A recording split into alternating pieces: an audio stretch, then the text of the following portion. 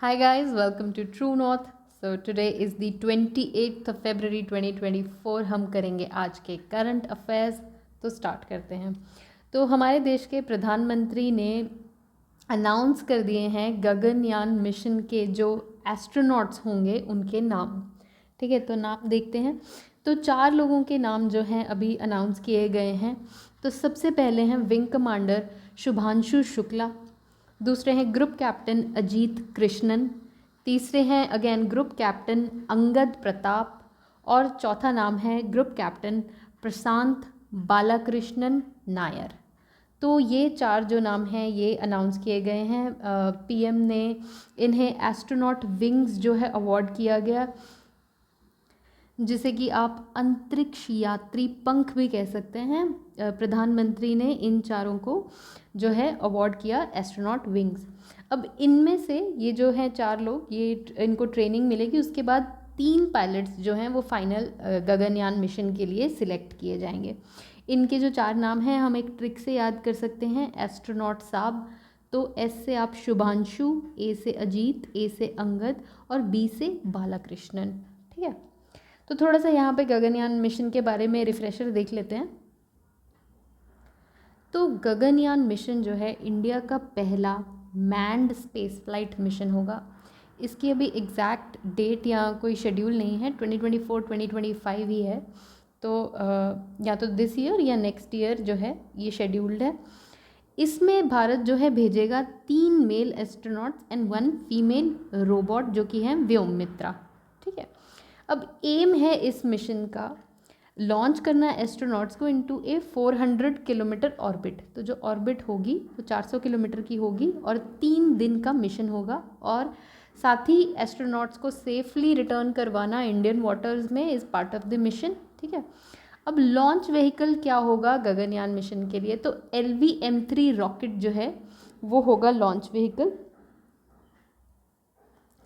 अब ये जो LV-M3 लॉन्च व्हीकल है इसमें एक क्रायोजेनिक स्टेज रहता है, तो उसके लिए CE-20 जो है वो क्रायोजेनिक इंजन इस्तेमाल किया जाएगा।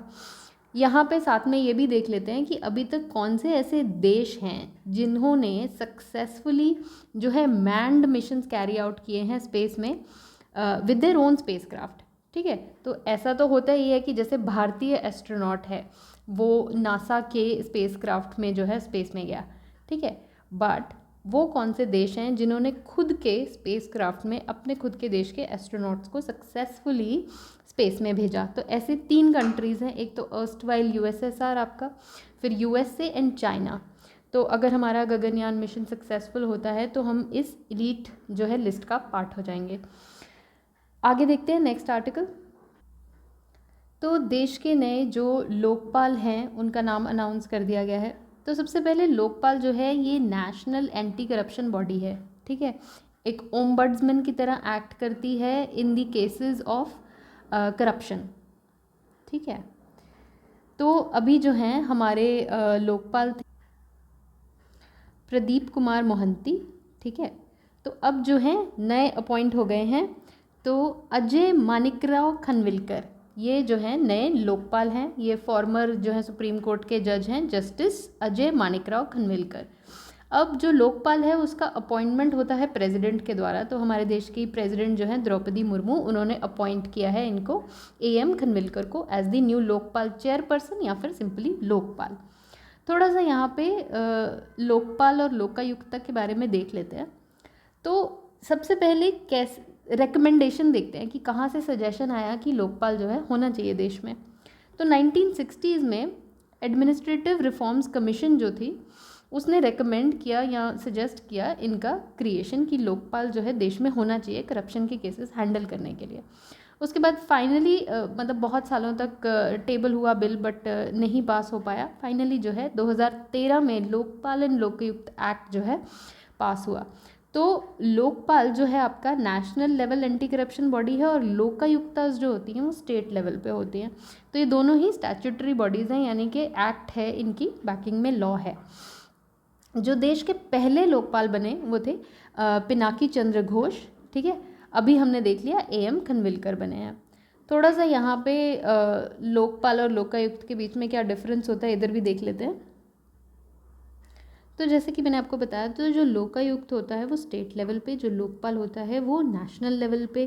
तो जुरिस्डिक्शन देखते हैं, तो लोकायुक्त जो है सभी मेंबर्स ऑफ एसएलए या जो उस पर्टिकुलर स्टेट के स्टेट गवर्नमेंट एम्प्लॉयज़ हैं, पब्लिक सर्वेंट्स हैं, वो उसके एम्बिट में आते हैं। लोकपाल के एम्बिट में all the members of parliament and central government employees जो हैं वो सभी आते हैं।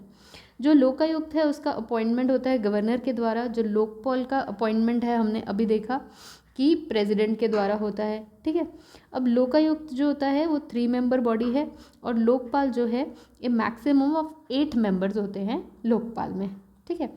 तो हमने अच्छे से कवर कर लिया लोकपाल और लोकायुक्त। आगे चलते हैं। तो जो है Khelo India winter games 2024 which was the 4th edition, वो हुआ आपका 2 फेजेज़ में। सबसे पहला फ़ेज़ जो है लेह लद्दाख में, फ़ेज़ 2 गुलमर्ग JNK में, ठीक है। तो इसमें मेडल टैली हम देख लेते हैं। तो आर्मी ने टॉप किया है एंड विद 10 गोल्ड मेडल्स, ठीक है। और कर्नाटका केम इन ए क्लोज सेकंड। साथ ही खेलो इंडिया विंटर गेम्स का मैस्कॉट भी देख लेते हैं, शिनीशी, जो कि स्नो लेपर्ड है। यहाँ आप इमेज में भी देख सकते हैं, snow leopard is the mascot. यहाँ पे साथ ही हम देख लेते हैं कि JNK के लेफ्टिनेंट गवर्नर हैं मनोज सिन्हा, और लद्दाख के लेफ्टिनेंट गवर्नर हैं BD मिश्रा, ठीक है। Ladakh BD Mishra, JNK Manoj Sinha. आगे चलते हैं। FATF जो कि है फाइनेंशियल एक्शन टास्क फोर्स, इसके नए प्रेसिडेंट जो है, नेक्स्ट प्रेसिडेंट, उनका नाम अनाउंस हुआ है। तो अभी करंटली FATF यानी कि फाइनेंशियल एक्शन टास्क फोर्स के जो प्रेसिडेंट हैं वो हैं राजा कुमार, और नेक्स्ट प्रेसिडेंट होंगी जो वो होंगी मेक्सिको की एलिजा डे एंडा मेड्राजो। इनका जो टर्म है वो होगा जुलाई 2024 से स्टार्ट, ठीक है। ये सेकंड वुमेन है to hold this post. So next president of FATF Mexico की एलिजा डे एंडा मेड्राजो, ठीक है। अभी रिसेंटली भी FATF न्यूज़ में था, बिकॉज FATF की ग्रे लिस्ट में से 4 देशों को जो है हटा दिया गया है, UAE, Uganda, Barbados and Gibraltar. यहाँ पे देख लेते हैं हम इस कॉर्नर में कि FATF की ये लिस्ट जो है होती क्या है। तो ये लिस्ट करता है ऐसी कंट्रीज़ को जहाँ पे कि इलिसिट फाइनेंशियल एक्टिविटीज़ की होना बहुत ससेप्टेबल है, प्रेवलेंट है, ठीक है। 2 लिस्ट मेंटेन करता है। एक तो आपकी ग्रे लिस्ट, जिसमें कि देशों को वार्निंग दी जाती है कि आपके देश में मनी लॉन्ड्रिंग और टेरर फाइनेंसिंग जैसी चीज़ें हो रही हैं, तो आप उन एक्टिविटीज़ को स्टॉप करने के लिए स्टेप्स लें। फिर ब्लैक लिस्ट करता है नॉन कोऑपरेटिव कंट्रीज़ को, जिनको रेपिटेटिव वार्निंग्स के बाद भी जो एक्शंस नहीं ले रहे हैं to stop these kind of activities, ठीक है। तो एक तो हमने देख लिया कि ग्रे लिस्ट में से 4 देशों को हटाया गया है। साथ ही में करंटली जो ब्लैक लिस्टेड हैं कंट्रीज़, उनको भी देख लेते हैं। तो इसको एक ट्रिक से याद करते हैं। तो आप ये याद रखिए कि नॉर्थ कोरिया के जो लीडर हैं किम जोंग उन, वो जो हैं ब्लैक लिस्टेड हैं, ठीक है। तो वैसे भी नॉर्थ कोरिया भी है इसमें, तो उससे आपको तीनों देश जो हैं याद हो जाएंगे। तो किम से तो आपका north Korea, Iran and Myanmar जो हैं ब्लैक लिस्टेड कंट्रीज़ हैं FATF की। यहीं पे हम थोड़ा सा FATF के बारे में भी रिवाइज कर लेते हैं। ग्लोबल वॉचडॉग है, G7 कंट्रीज़ ने इसको इस्टेब्लिश किया था 1989 में। G7 कंट्रीज़ अब यहाँ से ट्रिक से कर सकते हैं। हेडक्वार्टर है FATF का पेरिस में, ठीक है। अभी जुलाई 2024 तक जो प्रेसिडेंट है वो है राजा कुमार। इसका एम है मनी लॉन्ड्रिंग और टेरर फाइनेंसिंग जैसी एक्टिविटीज़ को कॉम्बैट करना। 38 कंट्रीज़ और 2 रीजनल ऑर्गेनाइजेशंस इसकी मेंबर हैं, and India is also a member, ठीक है। आगे चलते हैं। तो आगे हम देख रहे हैं आदित्य L1 मिशन, जो कि इसरो का सोलर मिशन है, विच वॉज लॉन्च्ड ऑन 2 सितंबर 2023, ठीक है। तो पिछले साल सितंबर को ये लॉन्च किया गया था using the rocket PSLV C57, और इसको सक्सेसफुली प्लेस कर दिया गया था L1 पॉइंट पे। और इसका एम है to observe the sun's chromosphere and corona, ठीक है। तो देख लेते हैं थोड़ा सन की लेयर की यहाँ पे बात हो रही है। तो सन में आपके 6 लेयर्स होते हैं, ठीक है।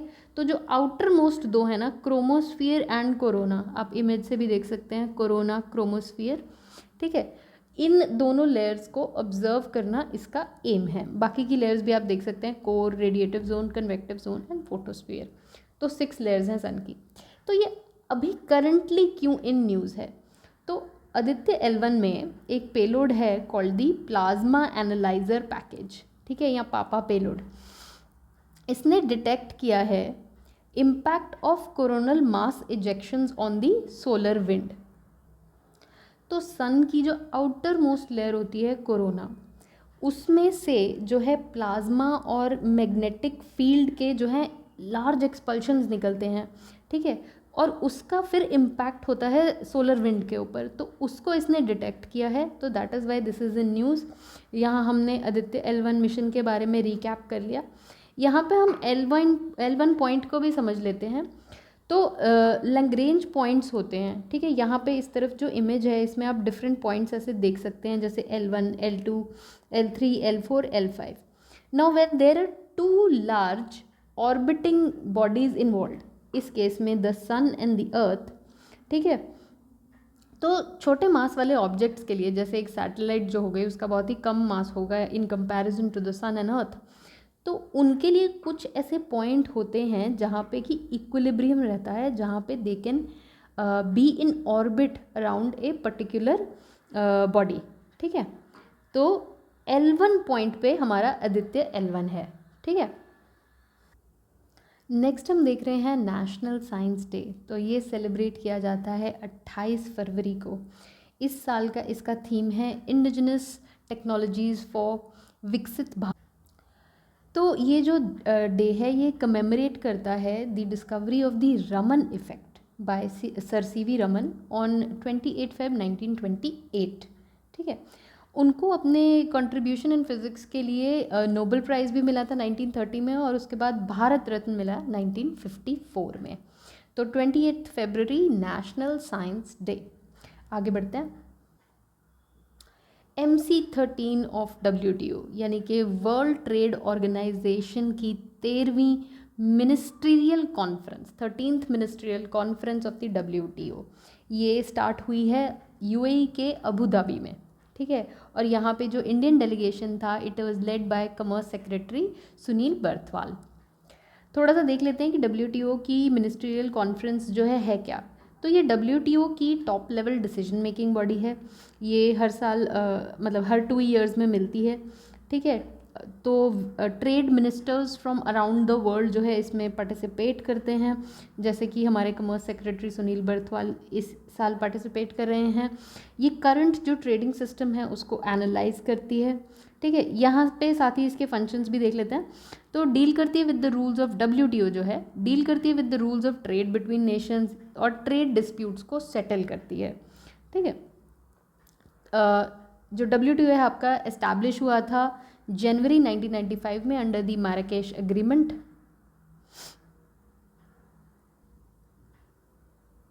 हेडक्वार्टर है इसका स्विट्ज़रलैंड के जिनेवा में, और 164 मेंबर्स हैं WTO में।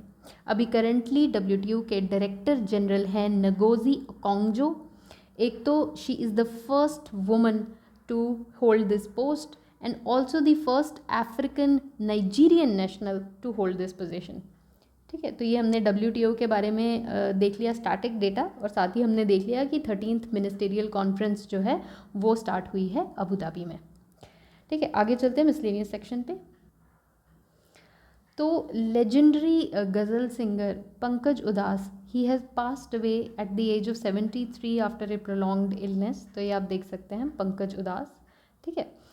फिर है वर्ल्ड का पहला वैदिक क्लॉक इनॉग्रेट किया गया है मध्य प्रदेश के उज्जैन में। तो यहाँ आप देख सकते हैं इसको, ठीक है। तो आज के लास्ट न्यूज़ आर्टिकल में हम कवर कर रहे हैं कि व्हाट इज़ पॉजिट्रोनियम। तो ये एक एटम है, शॉर्ट लिव्ड एटम, ठीक है, ज़्यादा लाइफ नहीं होती है इसकी। It is considered very important for quantum research, quantum studies, ठीक है। ये कंप्राइज करता है of an electron and A positron, ठीक है। तो चार्ज ऑपोजिट है, E negative E positive, electron and positron. अब ये न्यूज़ में क्यों है, तो रिसेंटली जो है इंटरनेशनल रिसर्चर्स ने कोलैबोरेट किया है और अचीव किया है the first successful laser cooled positronium, ठीक है। तो हमें बस इतना जानना है कि ये एक एटम है, इलेक्ट्रॉन और पॉजिट्रॉन से कंप्राइज्ड है, क्वांटम मैकेनिक्स के लिए इम्पॉर्टेंट है, ठीक है। तो आज के करंट अफेयर्स में इतना ही। Thank you for watching, have a wonderful day.